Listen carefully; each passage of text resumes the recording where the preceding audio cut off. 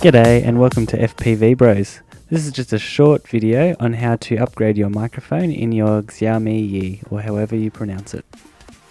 First thing you'll need is a Xiaomi Yi camera. I got mine off GearBest and I've got a link in the description. Next you'll need the replacement microphone. I got a pack of 20 from eBay for as little as $5.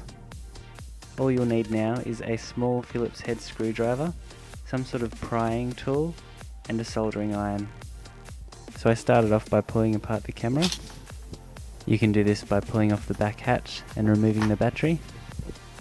Then you just want to pry away at the faceplate.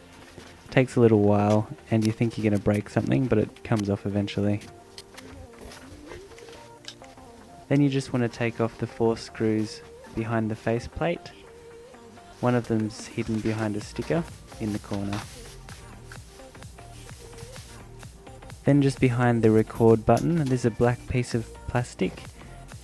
You can remove this with your prying tool or a pair of tweezers. Now the camera should slide out of the case.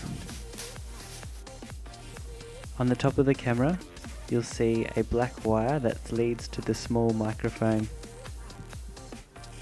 I used some blue tack to secure the microphone while desoldering the wires. When desoldering the microphone, just take note that the wire that has less insulation is the ground wire. When resoldering the new microphone, the ground wire should connect to the terminal that is connected to the outer casing of the microphone.